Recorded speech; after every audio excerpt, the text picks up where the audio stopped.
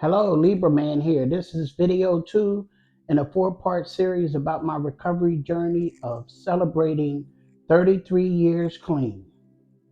I left off talking about me being on my sister's couches and not having a place to go. So we're going to pick up from there.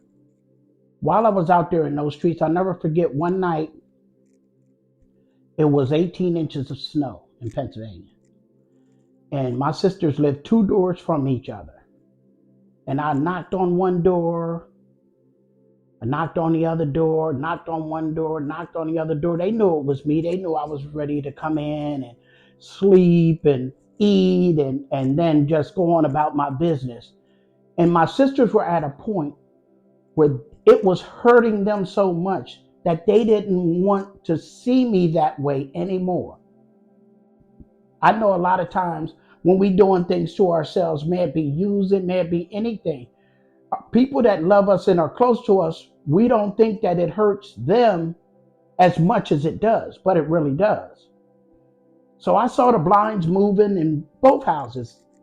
Lights was on, but nobody opened the door. I had a big nappy afro. It was white as snow because of the snow, and neither one of them let me in. And that feeling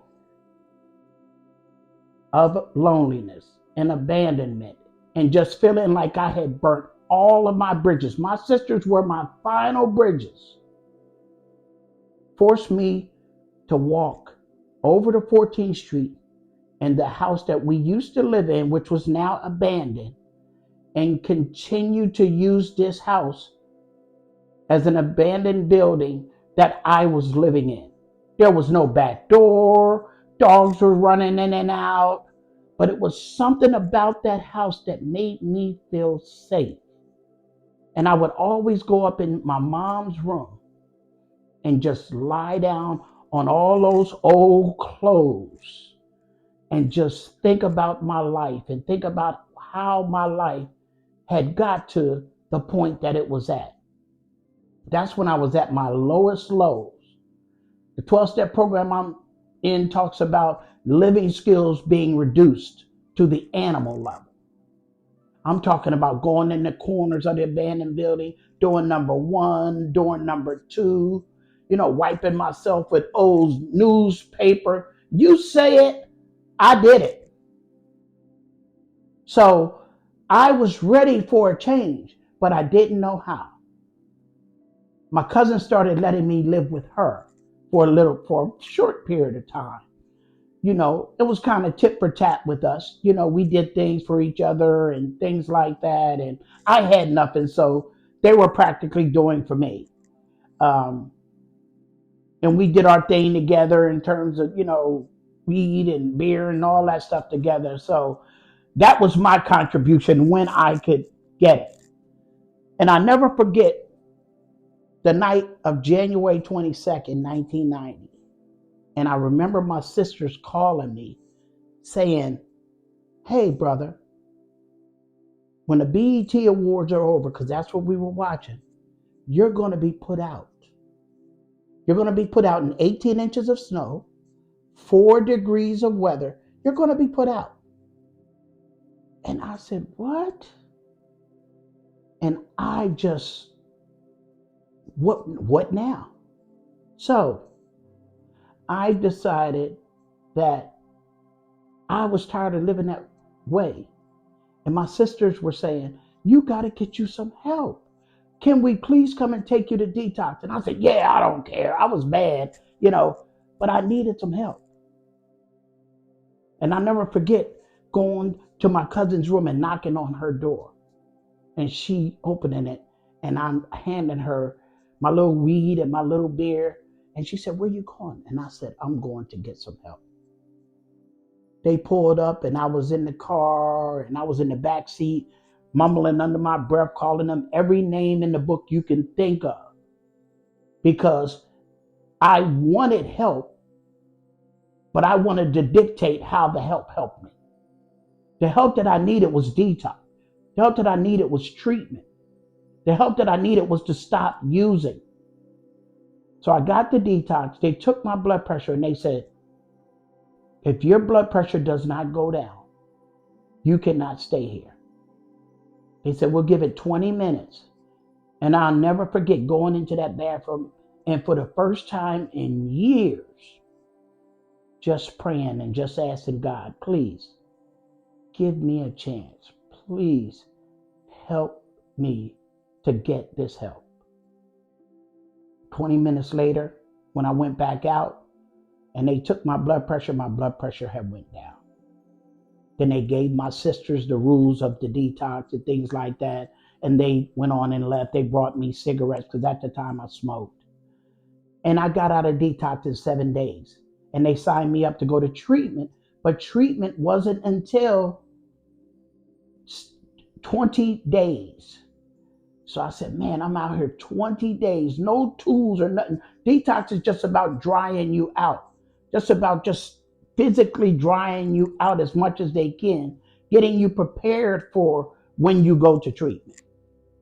And I had 20 days, and I never forget waiting on an income tax check to come, not knowing what I was going to do if it came within those 20 days. And God was watching over me because it didn't come within those 20 days. And I went to 28-day treatment. And I learned a lot about discovery. I learned a lot about some of the things that were built up inside of me. And I was able to get some of them out. I learned a lot of the reasons why I did some of the things I did. Never realizing the patterns from back in the days from when I was a kid coming up had a lot to do with where I was today. And I was in there for 28 days. And at the end of the 28 days, they did two things with us. They had us stand on a table and had the rest of the people interlock their hands one over the other to form like a pillow, a bed. And you had to close your eyes and fall backwards into their arms just so you can prove that you trusted them. And that was very hard for me to do because at that time in my life, trust was not one of my stronger qualities. But I trusted them. And I fell back in those arms. And everybody else fell back in those arms. And it was 28 of us. And at the end of the day, the last day of treatment, the counselor said one thing and wanted everybody to answer it. And what he said was, this time next year, on average, 2 people out of 28 in this room will still be clean. The other 26 may have relapsed and came back in, but on the average, consistently being clean, it's only going to be 2 of y'all. And when they got to me, and this was not out of arrogance, but I had to have this type of confidence to do it, I said, it's going to be me and somebody else. Because I was bound and determined that I was going to stay clean. I didn't do all of that for nothing. Got out of treatment, went to my sister's house. 3-4 days later, came home one day from playing basketball, and my sister and her husband were smoking weed and drinking beer. And that was the first time I had seen it since I had been home. And I had got a guy that was a friend of mine. He wasn't a sponsor yet, but I wanted him to be my sponsor. And I ran to the phone and I called him and I was crying. And I said, hey, man, my sister and them, they're getting high and they're doing all that stuff in the house. And he said, so what? Nobody has changed but you. And he reminded me that when I was in my active addiction, I wanted other people to make leadway for me to do what I wanted to do. But that was their house. And if I wanted an area that I can manage and control that would be drug and alcohol free, I had to find my own place. And that's what I did. And I found a small room. The room was so small, all I had enough room to do, and I'm being serious, is open the door to the room and fall on top of the bed. There was no dresser. There was nothing but the bed. But it gave me some peace of mind and some serenity. It enabled me through that period of time that I needed it to be able to manage my own area and stay away from drugs and alcohol. It gave me an opportunity to start practicing some principles and working some steps and going to my meetings and being a part of the meetings. It gave me a reason to be a part of, because now I had an area that I could control in terms of no using drugs and alcohol. And it was something that was mine. I hadn't had my own place for, I don't know, since I could remember. But it was something that I needed. It was something that would help me to continue on with my process of recovery. And then 6 months after that, my sister found me an efficiency apartment. So now I had even more room. Now I was ready to start inviting my recovery friends over. And we used to have men's groups and step meeting groups. And then I got a sponsor and he would come over and we started working steps. And I finally felt that I was well on my way to recovery. And this will be the end of series 2. We will start series 3 later on this week. But in the meantime, I will encourage you to watch number 1 and number 2. And number 3 is coming very, very soon. Take it easy.